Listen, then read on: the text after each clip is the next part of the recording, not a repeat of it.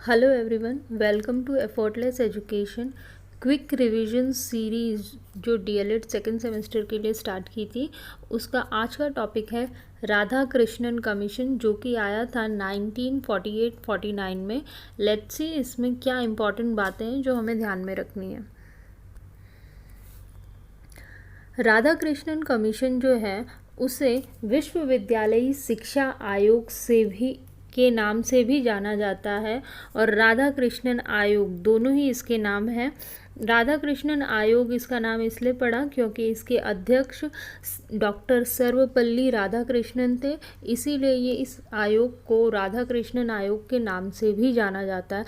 इस आयोग ने ज़्यादा काम विश्वविद्यालयी शिक्षा को सुधारने में या उसको और अच्छा बनाने में काम किया था, इसीलिए इस आयोग को विश्वविद्यालयी शिक्षा आयोग कहा जाता है।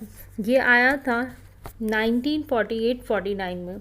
एक्चुअल में ये जो आयोग है भारत की आज़ादी के बाद पहला आयोग था जो शिक्षा के सुधार के लिए बनाया गया था।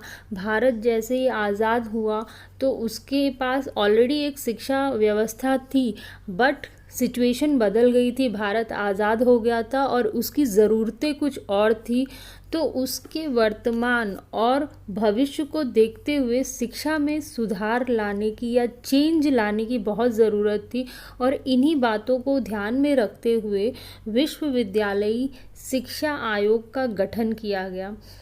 भारत सरकार ने स्वतंत्रता प्राप्ति के बाद उच्च शिक्षा का स्तर बढ़ाने के लिए विश्वविद्यालयी शिक्षा आयोग की स्थापना की, जो कि 4 नवंबर 1948 में की थी। तो 1948 में ये आयोग का गठन किया गया और ये आयोग ने अपनी रिपोर्ट 1949 में दी थी। ठीक है, इस आयोग के अध्यक्ष डॉक्टर सर्वपल्ली राधाकृष्णन थे।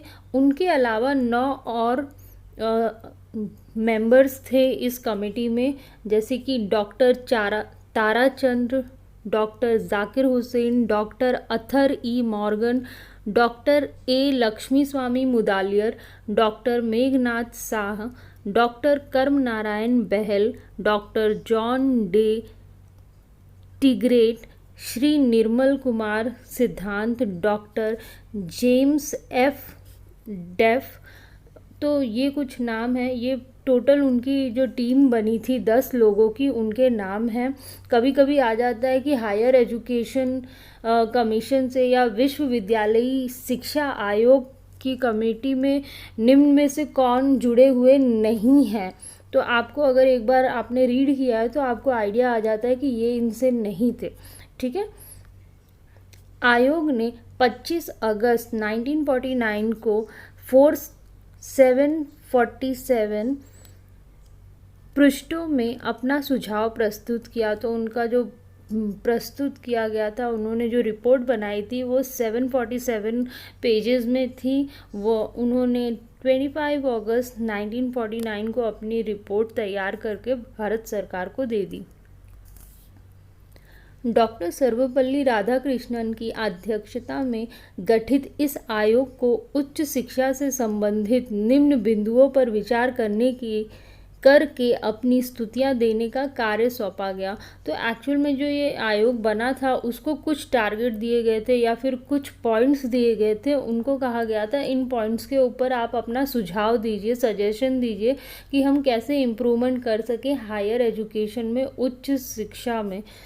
तो पहले तो उनसे पूछा गया था कि भारत में जो विश्वविद्यालयी शिक्षा तथा अनुसंधान है उसका उद्देश्य क्या रखें। हम लोग जो भी ये प्रिपेयर कर रहे हैं, मतलब बच्चों को तैयार किया जा रहा है, तो क्या चीज़ ध्यान में रखते हुए विश्वविद्यालयी शिक्षा दी जाए, कैसे नागरिक हमें तैयार करने फ्यूचर के लिए। विश्वविद्यालयों की वित्तीय व्यवस्था, जो पैसे का लेन देन हो रहा है उसको कैसे किया जाए, जबकि इस आयोग ने उस पर सजेशन दिया था कि उच्च शिक्षा को भी हम समवर्ती सूची में रख लेते हैं, सो दैट उसमें भी जो रूल्स एंड रेगुलेशन बन रहे हैं केंद्र सरकार और राज्य सरकार दोनों मिलके इसका काम करें। ठीक है, विश्वविद्यालय के पाठ्यक्रम के बारे में भी इनसे पूछा गया। विश्वविद्यालयों में प्रवेश मानक के बारे में भी इनसे पूछा गया कि आप प्रवेश मानक भी तैयार कीजिए, शिक्षण का माध्यम क्या हो, और भारतीय संस्कृति, इतिहास, साहित्य, भाषा, दर्शन व ललित कलाओं का उच्च अध्ययन के बारे में भी बताइए कि हम क्या करें, क्या चेंजेस करें इसमें। अध्यापकों की योग्यता, सेवा शर्त, वेतन तथा कार्य, इन सब के बारे में भी उनसे पूछा गया था। तो डॉक्टर सर्वपल्ली राधाकृष्णन के दिमाग में ये तो था ही, ये कमेटी ने दिमाग में रखा था कि अगर हमें शिक्षा में सुधार करना है तो अध्यापकों की स्थिति को में सुधार करना होगा। तो उन्होंने वेतन के सुधार के बारे में भी बात की थी। जो इनने सुझाव दिए थे उसमें से कुछ सुझावों के बारे में हम डिस्कस करेंगे। जो रिकमेंडेशन इनके द्वारा दी गई थी, सजेशन, शारीरिक प्रशिक्षण एवं अन्य सामूहिक क्रियाओं पर बल दिया गया। स्नातक पाठ्यक्रम की अवधि 3 वर्ष होनी चाहिए, यह इस आयोग ने सुझाव दिया। इन्होंने कहा ग्रेजुएशन का जो भी सिलेबस हो वो 3 वर्ष का हो, जो कि अभी तक चला आ रहा है, वो इन्हीं की बदौलत है कि इन्होंने सजेस्ट किया था कि 3 वर्ष का करना चाहिए। विश्वविद्यालय पूर्व 12 वर्ष का अध्ययन हो, तो ग्रेजुएशन से पहले जो भी स्टडीज़ हो वो 12 ईयर्स की हो। विश्वविद्यालय में परीक्षा दिनों के अतिरिक्त कम से कम 180 दिन पढ़ाई होनी चाहिए। इन्होंने कहा था टोटल 180 डेज पढ़ाई विश्वविद्यालय में होनी चाहिए। एक्सेप्ट एग्जामिनेशन डेज को निकाल के तभी शिक्षा का स्तर सुधर सकेगा, क्योंकि इससे पहले विश्वविद्यालय में ज़्यादा पढ़ाई नहीं होती थी। उनका काम था रिजल्ट बनाना, कॉलेज को मान्यता देना, और ऐसे ही सारे ऑफिस के वर्क्स पे ज़्यादा उन लोग का फोकस रहता था। तो उन चीज़ों को ध्यान में रखते हुए ये कमेटी ने सुझाव दिया था कि एटलीस्ट 180 डेज़ पढ़ाई होनी चाहिए एग्ज़ाम के डेज़ को छोड़ के।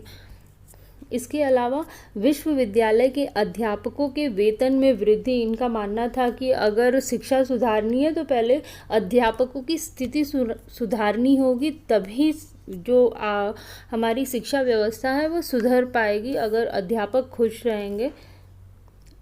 एक विश्वविद्यालय अनुदान आयोग बनाए जो देश में विश्वविद्यालयी शिक्षा की देखरेख करे। तो इन्होंने सजेशन विश्वविद्यालय अनुदान आयोग के बारे में भी बात की थी और उसको बनाने की बात की गई थी। इस आयोग ने उच्च शिक्षा के विभिन्न पक्षों जैसे उच्च शिक्षा के उद्देश्य, अध्यापकों की सेवा शर्त, शिक्षा का स्तर, पाठ्यक्रम, व्यावसायिक शिक्षा, परीक्षा प्रणाली, छात्र कल्याण, अर्थव्यवस्था आदि के संबंध में अनेक बहुमूल्य सुझाव दिए थे। तो काफ़ी कुछ सजेशन इन्होंने दिए थे। हर एरिया, जो विश्वविद्यालयी शिक्षा का हर एरिया को इन्होंने कवर किया था, उसके ऊपर सजेशन दिए थे इम्प्रूवमेंट के लिए, और यही काम राधा कृष्णन आयोग ने किया था। इसमें याद रखने वाली चीज़ें हैं, ये कब आया था, इसके अध्यक्ष कौन थे, इसमें कितने लोगों ने भाग लिया था, मतलब कमेटी कितने मेंबर्स की थी, टोटल 10 मेंबर्स थे, और ये फोकस किस पे किया था, राधा कृष्णन आयोग ने विश्वविद्यालयी शिक्षा पर फोकस किया था।